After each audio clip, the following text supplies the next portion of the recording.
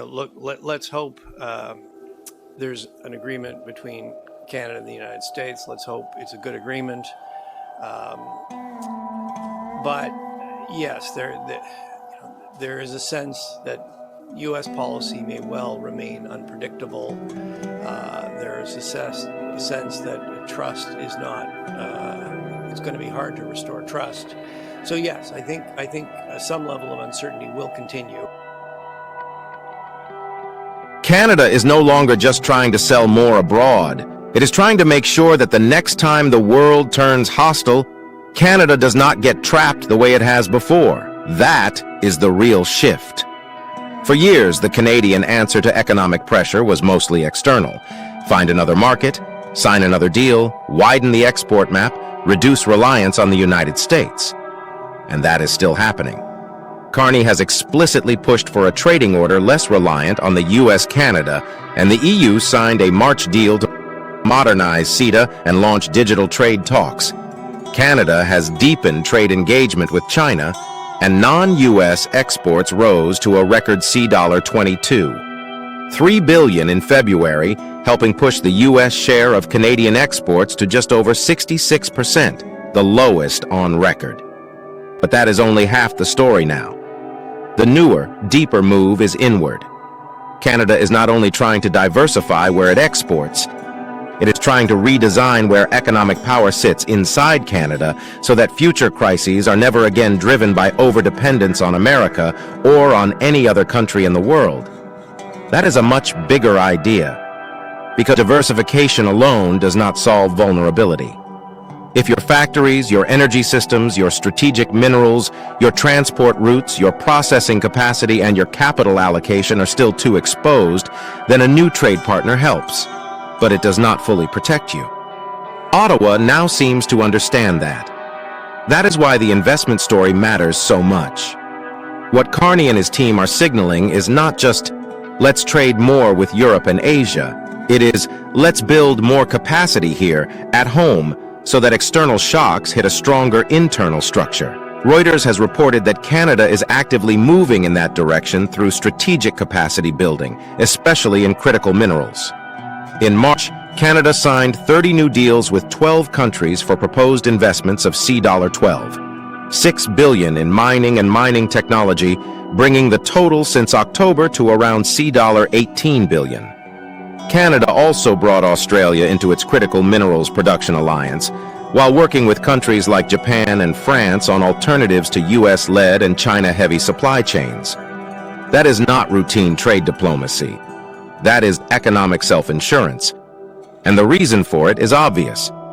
The old Canadian model was built on one giant assumption, that deep integration with the United States was a source of safety.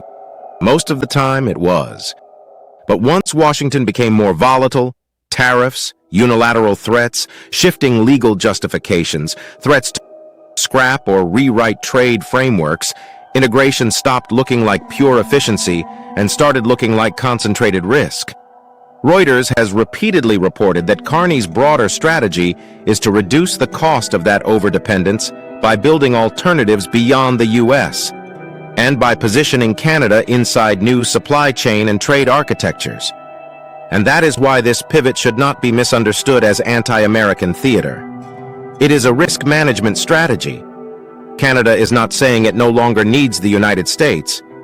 It is saying Canada cannot afford to keep being this dependent on any single external partner ever again. Not America, not China, not anyone.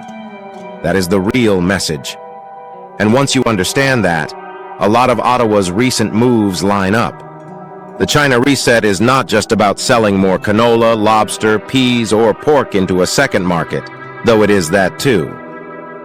Reuters reported this week that Champagne and He Lifeng discussed strengthening trade ties and supply chain integrity, with Canada aiming to increase exports to China by 50% by 2030 as part of its effort to reduce reliance on the US. The EU track is not just about political symbolism.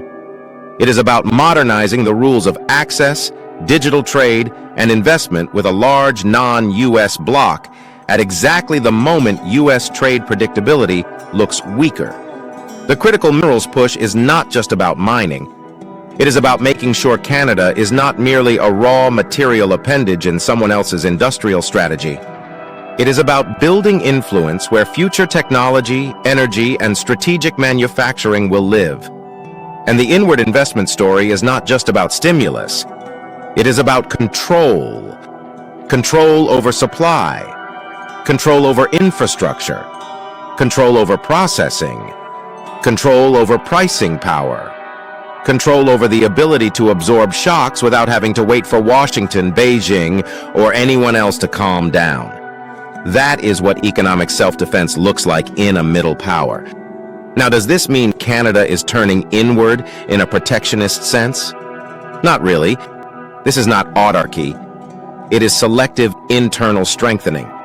Canada still needs outside markets. It is still an open economy. It still depends heavily on exports, and the U.S. remains its dominant partner by a huge margin. But Ottawa is trying to change the character of that openness. The old openness was convenience-heavy. The new openness is resilience-minded. That is the difference. Under the old model, Canada traded deeply and assumed stability would hold. Under the new model, Canada trades broadly and invests inward because stability can no longer be assumed. That is a serious structural change. And it comes at a moment when Canada probably feels it has no choice, because the economic backdrop has become too uncomfortable to ignore. Canada entered 2026 weaker than many people appreciated. Q4 2025 contracted at an annualized 0.6%, with exports supported in part by unwrought gold, while inventories and residential investment dragged growth down. Then U.S. tariffs and uncertainty hit jobs and manufacturing. Then the Iran war oil shock added inflation risk and narrowed the Bank of Canada's room to respond. That sequence matters because it tells Ottawa that resilience cannot remain an abstract long-term ambition. It has become a near-term economic necessity. And that is where the half-trillion style rhetoric starts to make more sense. Even if the dramatic packaging sometimes compresses multiple policy and investment tracks into one giant headline number, the underlying logic is real. Canada is trying to mobilize public authority and private capital together so that future downturns are less dictated by one partner's politics, one shipping route's disruption, or one commodity shock's timing. Reuters has separately reported very large investment ambitions around trade diversification, industrial strategy, and strategic sectors, and that is consistent with this broader direction even when the exact number varies by policy bucket. So what is Canada actually doing to salvage itself? It is buying time with monetary caution. It is broadening export routes so that non-U.S. demand can shoulder more of the burden. And it is trying to build enough domestic depth that future crises are not simply imported from somewhere else. That last part is the real pivot. Not just sell more elsewhere, but be less structurally exposed at home. That is why this moment matters. Because if Canada succeeds, even partially, it changes the country's economic logic. The goal is no longer just growth through proximity, it becomes resilience through optionality. And optionality is power. Power to say no more often, power to negotiate under less fear, power to absorb shocks with less panic, power to keep future downturns from being dictated by a single foreign capital. That is what this strategy is really about. Not decoupling from America overnight. Not some fantasy of total independence, but a much harder, more serious project, making sure that the next time the world turns volatile, Canada's biggest economic problem is not that it depended too much on one country or on any country. So here is the real tradeconomics take. Canada's outward diversification matters, but the deeper story is inward restructuring. The country is learning that trade diversification without domestic resilience still leaves you exposed. So Ottawa is now trying to do both, widen the external map and strengthen the internal base. That is not a rejection of openness. It is an attempt to survive openness on better terms. And if that works, then Canada's future economic challenges may still come from the world, But they will no longer come so easily from dependence on one dominant partner, whether that partner is the United States, China, or anyone else. That is the pivot. And that is why it matters.